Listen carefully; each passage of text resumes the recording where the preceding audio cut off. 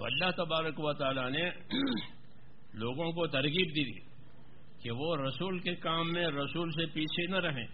جب رسول ہوتے ہیں کام میں، رسول چلتے ہیں کام میں، تو یہ بھی رہے. باقی رہے جو حالات آئیں گے تو اس کی بشارتیں دی کہ تمہارے اوپر جو حالات آئیں گے ہم ان حالات کا انعام دیں گے. اگر تمہارے اوپر بھوک آئے گی نبی کے ساتھ کام کرنے میں تو تمہاری بھوک لکھ لی جائے گی. پیاس آئے گی تو تمہاری پیاس لکھ لی جائے گی.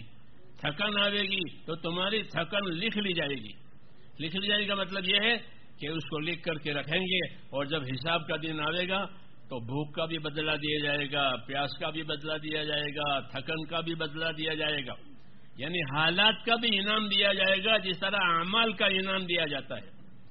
ایک آدمی عمل کرتا ہے تو عمل کا تو انعام ملتا ہی ہے، لیکن عمل کرنے کے درمیان میں جو حالات آئے ہیں ان حالات کا دنیا میں کوئی انعام نہیں دیتا، اس کا کوئی بدلہ نہیں دیتا، اس کی کوئی تنخواہ نہیں ہوتی.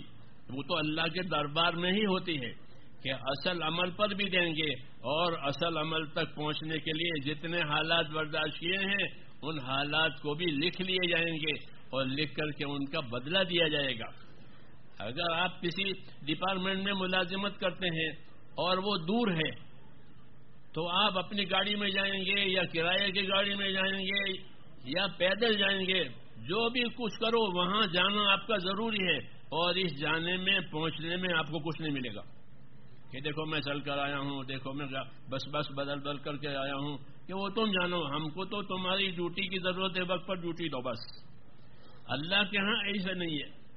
اللہ کے یہاں یہ ہے کہ اصل عمل پر بھی دیں گے، اور اصل عمل کے لیے جتنے راستے اختیار کریں گے اس پر بھی دیں گے، اور اصل عمل پر جتنے حالات آئے ہیں بھوک کے، پیاس کے، تھکن کے، کہ ان تمام حالات پر بھی اللہ تعالیٰ انعام دینے والا ہے.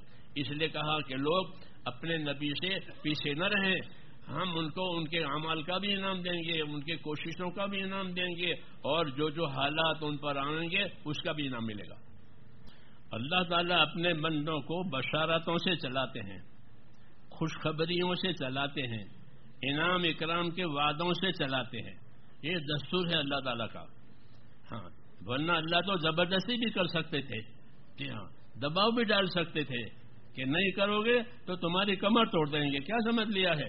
لیکن اللہ ایسا نہیں کرتے، بلکہ اللہ تعالیٰ اپنے بندوں پر مہربان ہے.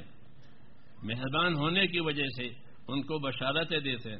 فبشر عباد الذین یستمعون القول ویتبعون احسنہ اولئک الذین ہداہم اللہ واولئک هم اولو الالباب.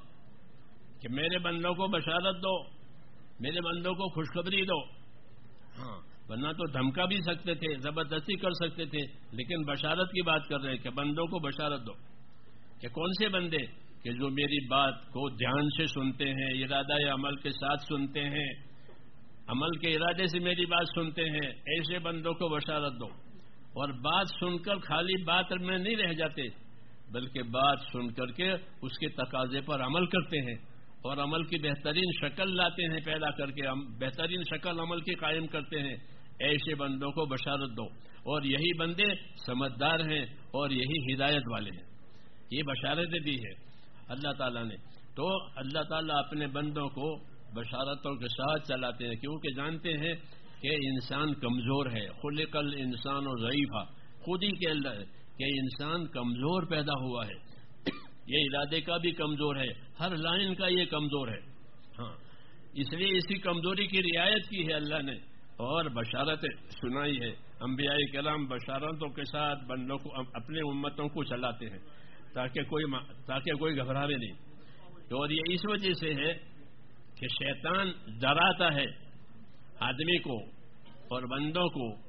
کس سے ڈراتا ہے؟ حالات سے ڈراتا ہے. حالات سے ڈراتا ہے کہ تم اس کام پر جاؤ گے تو تمہارا یہ حال ہو جائے گا، تمہارا یہ حال ہو جائے گا. حدیثوں میں ہے کہ کوئی آدمی اسلام قبول کرتا ہے تو شیطان اس کے آگے بیٹھ جاتا ہے. تو کہاں جا رہا ہے؟ تیرے باپ دادا کا دین کیا ہے؟ تیرا دین کیا ہے؟ تجھے کون پوچھے گا؟ اپنے باپ دادا کے دین میں سے نکل کر دوسرے دین پر جا رہا ہے. لیکن وہ کہتا ہے نہیں، میں تو جاؤں گا. ہاں، جب وہ جانے کے لیے تیار ہو گیا تو کہا تمہارے مال کا کیا ہوگا، تمہارے اہل و عیال کا کیا ہوگا، پھر تم جاؤ گے اسلام میں تو پھر اللہ کے راستے میں بھی جانا پڑے گا، اور اس صورت میں تمہارے بال بچوں کا، تمہارے مال متا کا کیا ہوگا؟ تو اس قسم کی چیزیں لاتا ہے شیطان. اس کو تخفیف کہتے ہیں عربی میں، کہ شیطان کی ایک چال یہ ہے کہ وہ حالات سے ڈراوے. ابھی حالات آئے نہیں ہیں، بلکہ اس کو آنے سے پہلے ڈراتا ہے. اور جب آدمی ان حالات سے ڈر جاتا ہے اس کے ڈرانے سے، تو شیطان اس پر ہنستا ہے کہ یہ نادان ہے، ابھی کچھ حالات آئے نہیں اور اس سے پہلے یہ ڈر گیا، بہک گیا کہ یہ بہکو ہے، ڈرنے والا ہے. تو اس لیے کہا کہ شیطان تمہیں ڈرائے گا، حالات سے ڈراوے گا، اور حالات سے ڈرا کر کے کام سے پیچھے کر دے گا.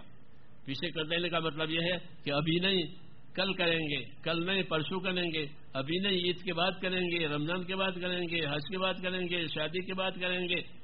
اس پر تمہیں لے جائے گا. وہ اس کو تثبیت کہتے ہیں کہ ابھی نہیں بعد میں کریں گے. تو ڈرائے گا بھی اور کام کو اپنے وقت سے دوسرے وقت پر ڈالنا سکھائے گا. جب دوسرے وقت پر کام کو ڈال دیا اور کام کا موقع نکل گیا، اب کام اس کے ہاتھ سے گیا. تو اس طرح یہ محرومی کے اسباب ہیں. اللہ تعالیٰ تو بشارتیں دیتا ہے اور شیطان جو ہے محرومی کے اسباب پیدا کرتا ہے.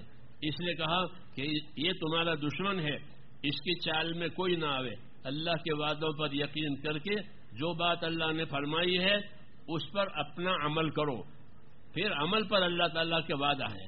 اس لیے کہا کہ یا ایھا الناس ان وعد اللہ حق ولا تغرنکم الحیات الدنیا ولا یغرنکم باللہ الغرور. اے لوگوں یاد رکھو اللہ کا وعدہ سچ ہے، اللہ کا جو وعدہ ہے وہ سچ ہے.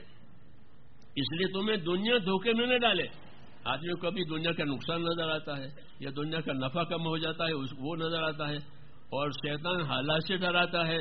تو اس لیے کہا کہ تمہیں دنیا دھوکے میں نہ ڈالے، اور سب سے بڑا دھوکہ باز جو شیطان ہے وہ تمہیں دھوکے میں ڈالے.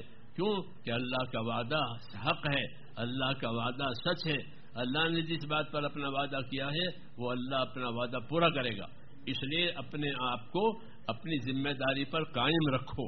یہ دعوت ہے کہ اپنے آپ کو اپنی ذمہ داری پر قائم رکھو. حالات آئیں گے، گزر جائیں گے. جیسے بچپن آیا گزر گیا، جوانی آئی گزر گئی، بوڑھاپا آیا گزر گیا. تو حالات تو تمہاری ذات پر بھی گزرے ہیں، ایسے تمہارے دنیا پر بھی حالات آئیں گے اور وہ گزر جائیں گے. اس سے نہ گھبرائیں، بلکہ اللہ کا وعدہ ہے کہ جو اللہ کے دین کی مدد کرے گا اللہ اس کی مدد کرے گا. اور اللہ کی مدد کرنے کے بہت راستے ہیں، کوئی ایک راستہ نہیں ہے دنیا کی طرح. دنیا میں تو مدد کرنے کا ایک ہی راستہ ہے، مال. دنیا میں مدد کرنے کا ایک ہی راستہ ہے، وہ کیا ہے کہ مال. اتنا مال حکومت نے منظور کیا ہے، اتنا مال ملے گا. تو دنیا میں تو مدد کرنے کے اسباب میں مال ہی ہے.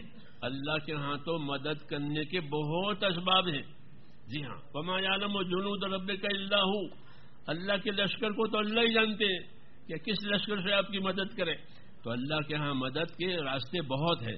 اس لیے کہا کہ اللہ کی مدد حق ہے، اس لیے کوئی اس کے دھوکے میں نہ آوے اور اللہ کے وعدوں پر یقین کر کے اپنی ذمہ داری پوری کرے.